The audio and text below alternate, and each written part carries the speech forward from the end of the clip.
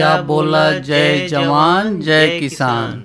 और बोला भैया ठीक है चलो भैया, इस समय देखते हवा खेती किसानी के जौन काम धाम चल रहा है उनमें दौ के थोड़ा सा अकृपा हो गई है। हाँ। जैसे कि धान जौन कुछ तो काट करके जौन बाकी कियारी में आदमी रख दिले है और कुछ जौन बाकी ऐसी खड़ा है और जौन खड़ा है तो ज़्यादा पकल के वजह से वो झड़ रहा है और जौन काट गई है तो अंकुरित होए लगा था भैया।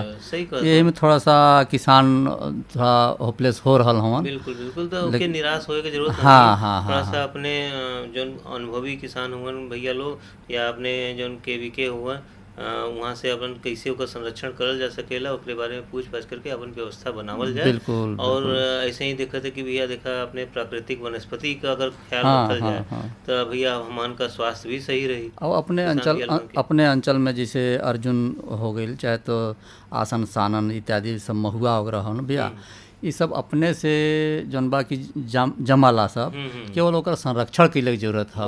पौध के नीचे से जनबा की ले जा करके अलग अगर रोपण कर देवल जाए तो निश्चित रूप से और अपने अंचल के जब पौधा जौन बाकी जी हैं तो वो अपने पर्यावरण के लिए बहुत अच्छा मानल जाला और बरसात भी अच्छा होला, मौसम भी अच्छा हो, पर्यावरण संतुलित रहे भैया। बिल्कुल। और एक चीज देखल गई बा भोला भैया कि अपन जो जनपद बा ये अपने प्राकृतिक वनस्पतियन बदे कहला चाहे औषधि पौधे या जौन भी सुगंधित बिल्कुल उस सबके बदे बड़ा बहुत अच्छा बिल्कुल ना। तो ओकरे बदे जौन बा हमन के खाली संरक्षण पर ध्यान दिया जाए तो बहुत ही अच्छे तरीके से हो जाए। बिल्कुल। लेकिन देखते भोला भैया आज शनिवार शनिवार का जो दिन होला वो किसान भैया और विशेषज्ञ भैया लोगन को होला। बिल्कुल। और के जुड़ाव जन होला वो सुनील भैया के माध्यम से होला, फोन के माध्यम से। तो भैया निश्चित रूप से हम लोग के बिना देर कैले आप लोग से जुड़वावले की जरूरत है और ताकि एक दूसरे के जौन बाकी प्रश्न जौन हो और उत्तर जौन आदान प्रदान हो करके अपने से संतुष्ट हो ले लो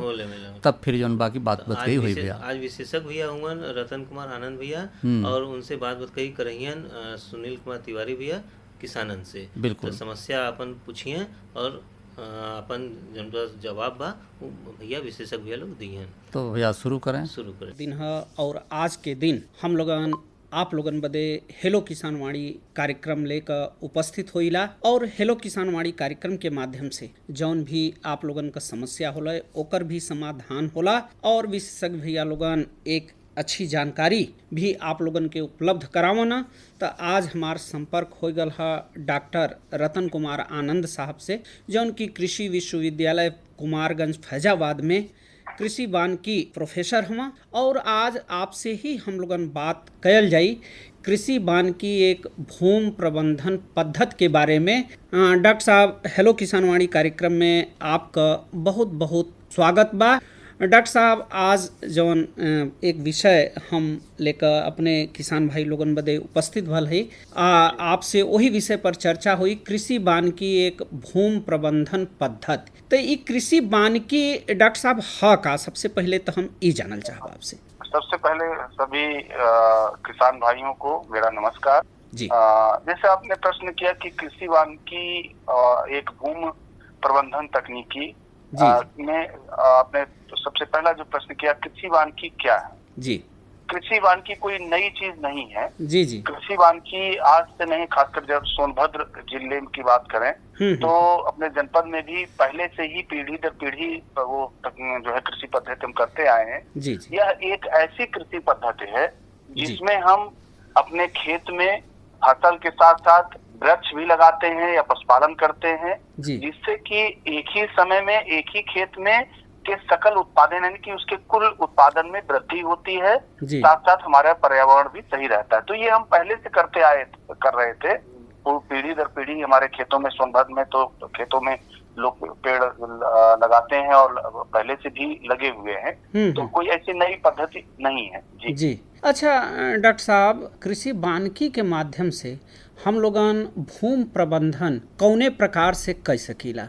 कृषि वानिकी एक भूमि प्रबंधन के लिए कृषि वानिकी एक बहुत ही उपयुक्त पद्धति है। जी जी।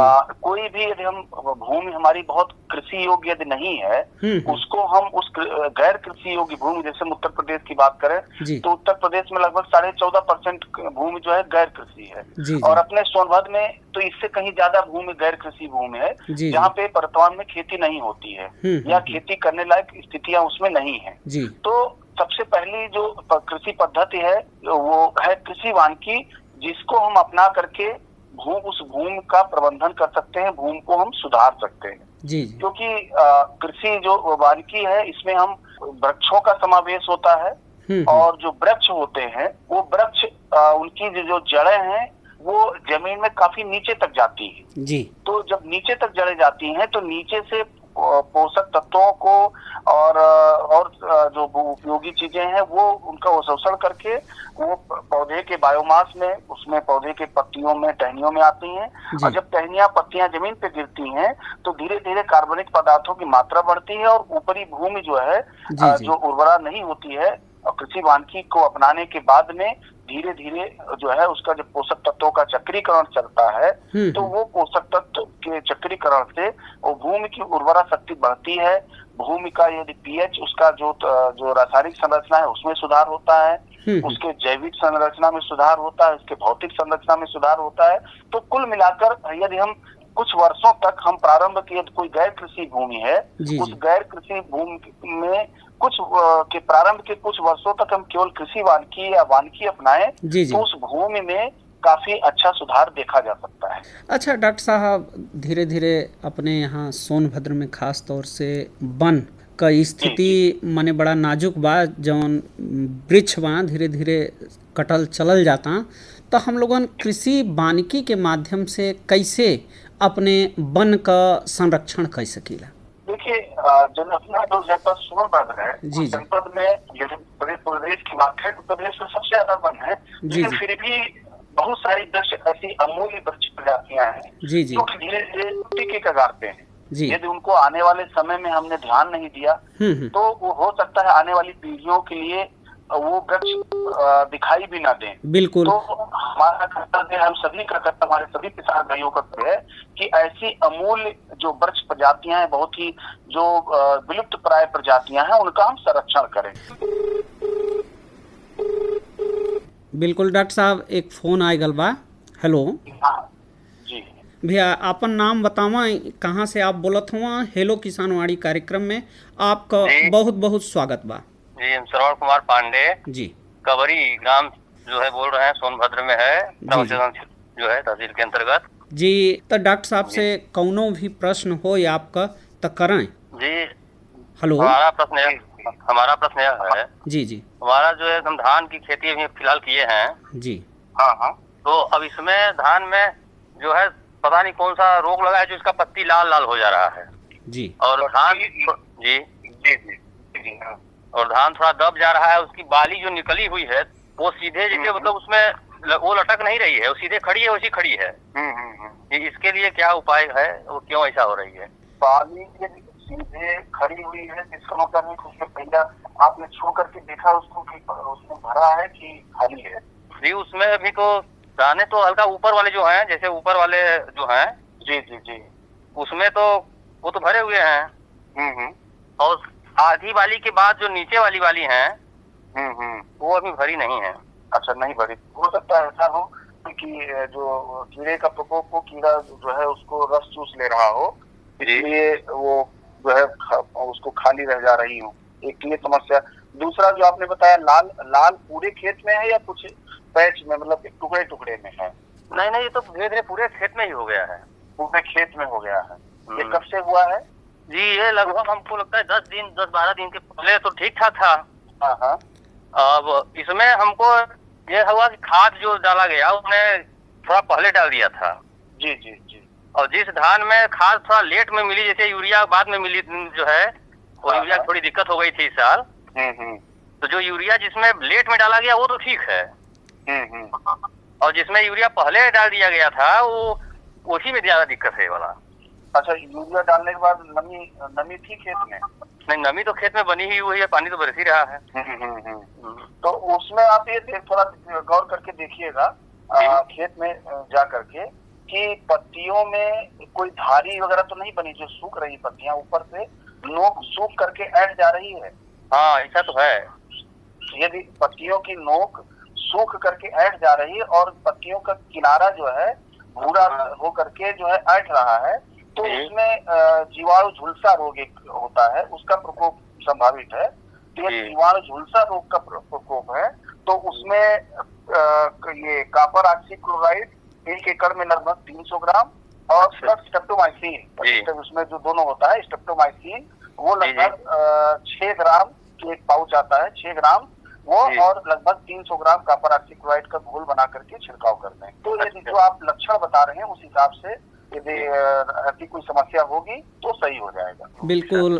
श्रवण कुमार पांडे भैया, आज आप अपने हेलो किसानवाड़ी कार्यक्रम में फोन कैलेन और जौन भी आपका समस्या रहा ओकर समाधान भल। आज हेलो किसानवाड़ी कार्यक्रम में फोन करे बदे आपका बहुत बहुत धन्यवाद। डॉक्टर साहब, हम लोगन कृषि वानिकी का बात करत रही है कि कृषि वानिकी के माध्यम से कैसे माने जौन पेड़ पालो बाया उनके हम लोगन बचा सकीला। जी हम लोग बात कर रहे थे कि कृषि वानिकी के माध्यम से जो विलुप्त प्राय पौधे प्रजातियां हैं उनको संरक्षण करने की। तो बहुत सी, जैसे अपने जनपद सोनभद्र में चिरौंजी बहुत बहुतायत में पाई जाती थी और इस तरह की और बहुत सारी वृक्ष प्रजातियां हैं जो पहले बहुतायत में पाई जाती थी, अब आज लेकिन धीरे धीरे वो वृक्षों की संख्या घटती जा रही है। यदि उनको बचाना है तो हमें अपने कृषि खेतों में कृषि वानिकी पद्धति के अंतर्गत लगभग, जैसे हम चिरौंजी वृक्ष को ले रहे हैं तो कम से कम 10 से 12 मीटर की दूरी, की बात कर रहा हूँ मैं, तो 10 से 12 मीटर की दूरी पर लाइन में इसका एक बगीचे की तरह रोपण कर दे और बीच में उसके कोई भी कम पानी चाहने वाली फसल का उसको जो है उसमें खेती करें। तो लेकिन ध्यान रखें ऐसी जगह पे ही इसको लगाएं जहाँ पे पानी बहुत न रुकता हो। और इस तरह से ज्यादातर लोग चिरौंजी को अपने घर के आसपास अपने खेतों में लगाएंगे तो धीरे धीरे इसका उत्पादन भी बढ़ेगा और साथ साथ इसका जो विलुप्त होता जा रहा है तो विलुप्त होने से इस तरह की वृक्ष प्रजातियां विलुप्त होने से बच जाएंगी। जी। अच्छा डॉक्टर साहब, जौन पौधा जैसे खास तौर से चिरौंजी और उरौजी का जौन पौधा बा जब उनमें फल लगाला तो अपन जौन किसान भाई लोग हम का करना कि जब पौधा तोड़े बदे जइहें तो वृक्ष का टहनी या डाल ही काट देना, उसे अपने वृक्ष के बहुत बड़ा नुकसान होला अपने अंचल में खास तौर से। तो कैसे माने फल का तोड़ान हो कि वृक्ष भी बचा रहे और फल भी टूट जाए? ये जो समस्या आपने बताई है ये बहुत ही चिरौंजी के वृक्षों के खत्म होने या कम होने की बहुत बड़ी समस्या है, क्योंकि जैसा आपने बताया कि हमारे जो चिरौंजी वृक्ष जो चिरौंजी इकट्ठा करने वाले लोग हैं कम समय में ज्यादा फल तोड़ने के चक्कर में उसकी 10 शाखाएं काट देते हैं और काट करके गिरा देते हैं। तो उससे एक ये नुकसान होता है कि आधा कच्चा, लगभग बहुत पका बीज नहीं होता है, उसको तोड़ लेते हैं और साथ साथ जिससे कोई बीज गिरता भी जमीन पे तो जमता नहीं है। दूसरी चीज, जहाँ से वो काटते हैं वहाँ पेड़ में घाव हो जाता है और वहीं से कीड़ा प्रवेश करता है और कीड़ा जो है पूरे तने को खराब कर देता है, तना छेदक कीट लग जाता है और तने से डामर की तरह पदार्थ निकलना शुरू होता है और कुछ दिनों में पौधा सूख जाता है। तो इससे बचत करने के लिए हम किसान भाइयों को यही सलाह देंगे कि किसान भाई या जो भी चिरौंजी को तोड़ें, एक जब चिरौंजी पक जाए तब तोड़ें। दूसरी चीज, कभी भी डाल जो है को काटे नहीं, पेड़ पे चढ़ के डाल को हिला करके या नीचे जो है पॉलिथीन की या कोई बोरा कुछ बिछा करके और डाल को किसी लग्गी की सहायता से हिला करके जब पक जाएगा बीज और जरा सा उसको किसी लग्गी से हिला देंगे तो सारा पका हुआ फल उस बोरे पे या उस पॉलिथीन पे आ जाएगा। तब उसको इकट्ठा करें। इकट्ठा करने के दौरान कुछ बीज नीचे जमीन पे रह जाएगा तो कुछ समय में अपने आप अंकुरित हो जाएगा और नए वृक्ष उससे हमारे तैयार हो जाएंगे। तो एक ये सावधानी सभी किसान भाइयों से या चिरौंजी को इकट्ठा करने वाले सभी लोगों से अपील है हमारी कि चिरौंजी के वृक्ष को बचाना है तो उसकी शाखाओं को कभी मत काटें और पके हुए बीज को शाखाओं को हिला करके ही इकट्ठा करें। बिल्कुल। अच्छा डॉक्टर साहब, जैसे जौन किसान भाई लोग चिरौंजी का वृक्ष लगावल चाहता अपने जनपद में खास तौर से, चूँकि चिरौंजी का वृक्ष वहाँ लोगन के मिल नहीं पावे या चिरौंजी का बीज नहीं मिल पावे, और सबसे बड़ी समस्या एक और अपन किसान भाई लोग कहना कि चिरौंजी का बीज जल्दी माने वो निकलबे नहीं करे, जामबे नहीं करे, तो एकरे बदे का करें अपन किसान भैया लोग? आपने बहुत अच्छा प्रश्न किया।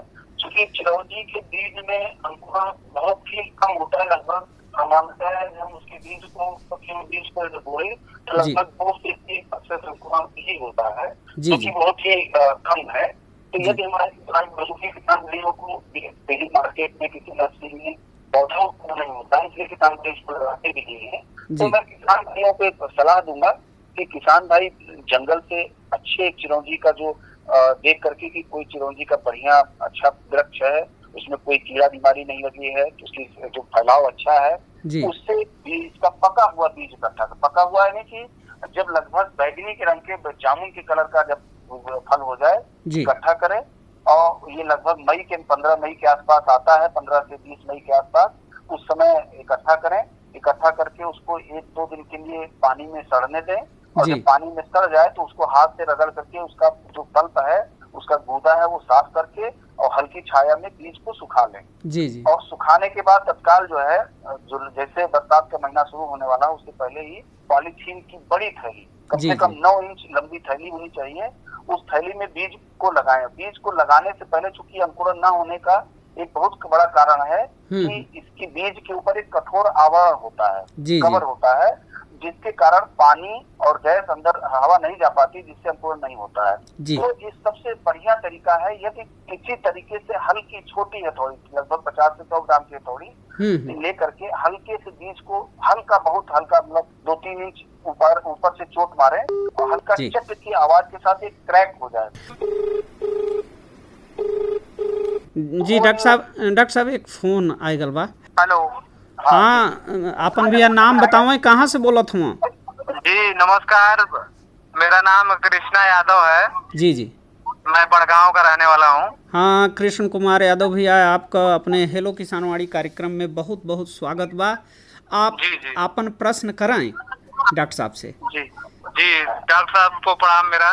जी डॉक्टर साहब, मैं ये प्रश्न कर रहा हूँ कि जैसे हमारे यहाँ जो बागवानी में जो टिड्डों का प्रकोप जो है बड़ा ज्यादा मात्रा में हो रहा है, उसको कैसे रोकथाम किया जाए?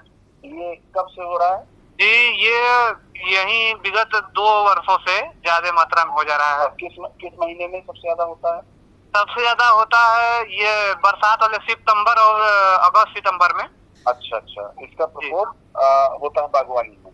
तो एक सबसे जो बचाव का तरीका है, जो प्रमुख तरीका है वो बता दूं, बागवानी कोई भी आपका बाग बगीचा हो या पेड़ के नीचे, सबसे पहले तो उसकी साफ सफाई रखें अच्छी तरीके से। पेड़ के नीचे जो घास फूस है, गंदगी है, उसको साफ कर दें, जुताई कर दें, तो उससे काफी मात्रा में कम हो जाएगा। और उसके बाद जब प्रकोप होना शुरू हो तो उसके बाद जो है उसमें कोई भी कीटनाशी, चाहे क्लोरपाइरिफास है या इंडाक्लोरपिड, कोई भी कीटनाशी उस पे पौधों पे छिड़क दें, तो उसपे जो है आप पे नहीं आएंगे। और दूसरी चीज, जब आप नीचे जुताई वगैरह करें, साफ सफाई करें, तो उसमें मिट्टी में क्लोरपाइरिफास डस्ट भी थोड़ा सा मिला दें, तो उससे भी जो है नीचे भूमि में उनके लार्वे, अंडे, बच्चे जो भी होंगे, कीड़े मकोड़े, किसी और भी तमाम तरह के कीट होते हैं, तो वो समाप्त हो जाएंगे। जी बिल्कुल, बहुत बहुत धन्यवाद। बिल्कुल कृष्ण कुमार यादव भी आप आज अपने हेलो किसानवाड़ी कार्यक्रम में फोन कैलें और जौन भी आपका समस्या रहा ओकर समाधान भल, एकरे बदे बहुत बहुत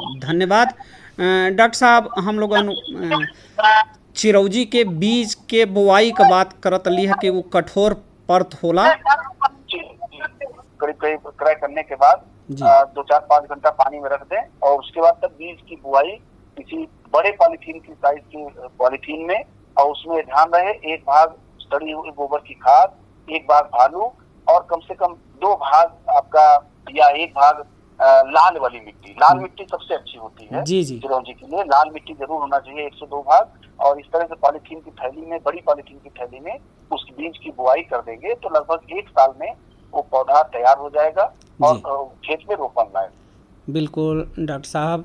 अच्छा डॉक्टर साहब, अब देखें धीरे धीरे अपने कार्यक्रम का समय भी होता, चलत चलावत अपने किसान भाई लोगन के का सहेजल चाहिए, उनसे का कहल चाहिए? सभी किसान भाइयों से यही अपील करना चाहूँगा कि अपना जिला जो सोनभद्र जो का बहुत ही जनपद है, यहाँ पे बहुत ही अमूल्य, चाहे वनस्पतियाँ हों, पेड़ हों, सभी पौधे हों, बहुत तरह के पाए जाते हैं जो कि बहुत ही अमूल्य है। तो मैं किसान भाइयों से यही भी करना चाहूंगा कि इसको नष्ट होने से बचाएं। इसको जहाँ भी जैसे भी संभव हो सके हर एक वनस्पति को, हर एक पौधे को, हर एक वृक्ष को किसी न किसी तरीके से उसको बचाए, चाहे उसको की क्षेत्र में अपना करके या घर के आसपास लगा करके या उसको उसका सेवन बढ़ा करके इस तरह से उसको जो है होने से खत्म होने से हो सकता है। इन्हीं वनस्पतियों जैसे आने वाले समय में तो बहुत अच्छी दवाइयां जब विकसित हों या और बहुत से कामों में इसका प्रयोग हो सकता हो, तो इसलिए आने वाले भविष्य के लिए, आने वाली पीढ़ी के लिए इनको जरूर बचाएं। बिल्कुल डॉक्टर साहब, आज हेलो किसान वाणी कार्यक्रम में आपसे संपर्क भल और जवान अपने जनपद का किसान भाई लोग रहना हाँ उनके आप इतना अच्छा जानकारी दिलें, ऐसे अपन किसान भाई लोग जरूर लाभ उठाई हैं। एकरे बदे डॉक्टर साहब आपके बहुत बहुत धन्यवाद। चलो भाई, देखा कितना बढ़िया अभी मुनई भैया और जौन बाकी विशेषज्ञ जौन डॉक्टर रतन कुमार आनंद भैया रहलन आपसे बातचीत कैलन, किसान भाई भी शामिल हुईलन। बहुत बहुत धन्यवाद। लेकिन देखा आज बाजार भाव भी लगल है मधुपुर के पुनर्वासी चौहान भैया भेजले हमन, तो अचलू भैया देखा जौन बाकी बाजार भाव कुंतल में है कहाँ तो बाँच दे भैया।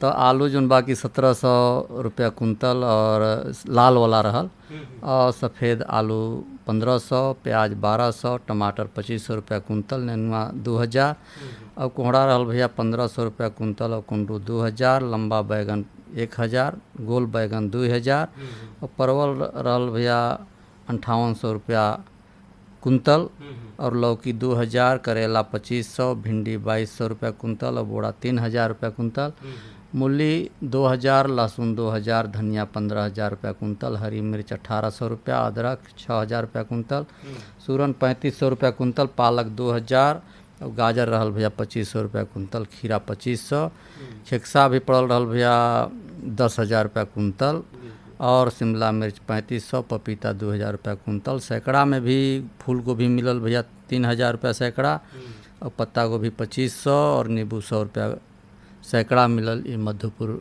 मंडी में।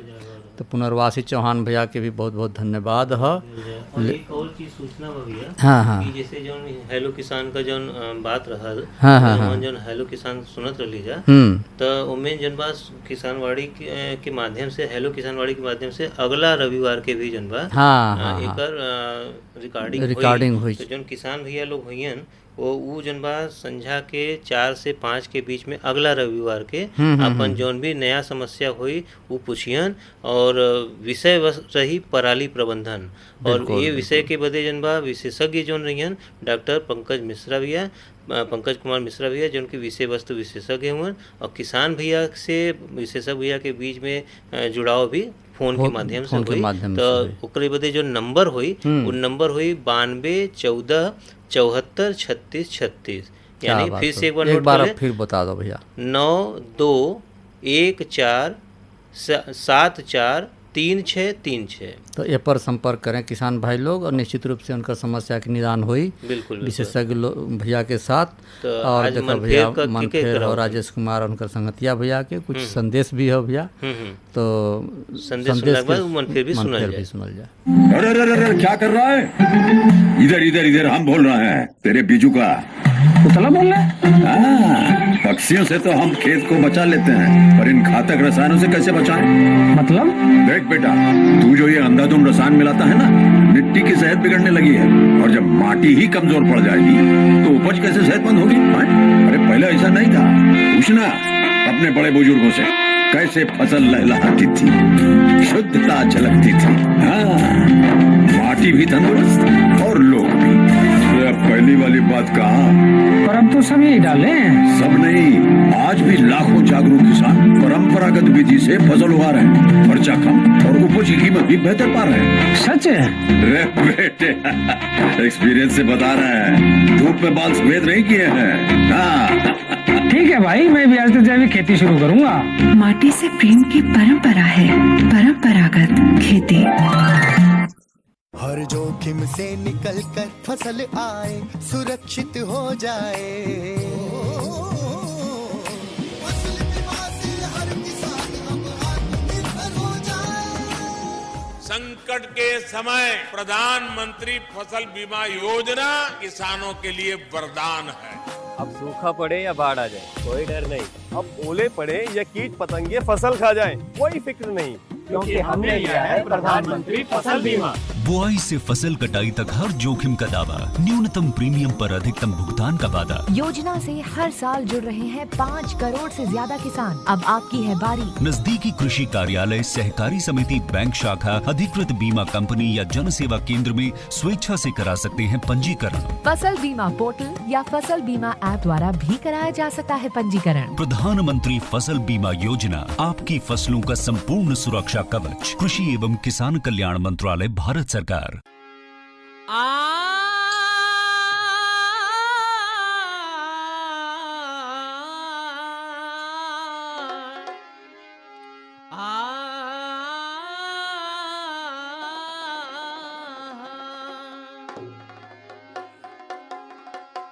हरे चला चला हो, चला चला हो किसनवा अपना खेत में, नाचेला गुजरिया अपना प्रीत में। चला चला हो किसनवा अपना खेत में, नाचेला गुजरिया अपना प्रीत में।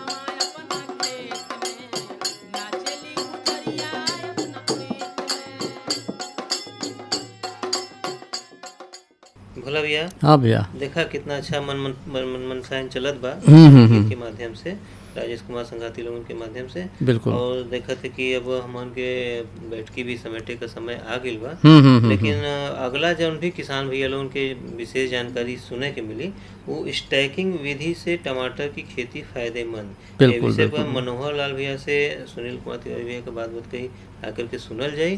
और जौन रबी की तैयारी की बात भैया, बिल्कुल, वो अगर हमन जैविक तरीका से अगर करल जाए तो ज्यादा फायदेमंद, बिल्कुल टिकाऊ खेती रहे और नमी भी जौन बाकी बरकरार बनल रहे।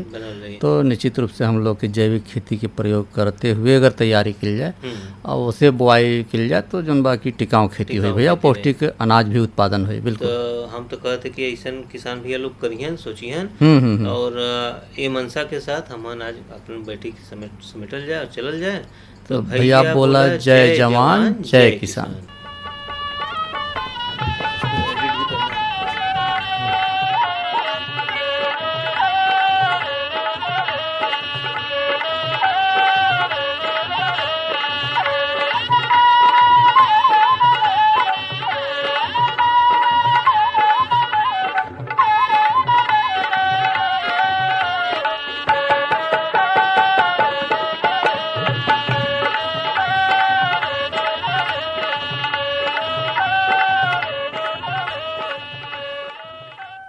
इस कार्यक्रम के प्रायोजक थे कृषि मंत्रालय, भारत सरकार।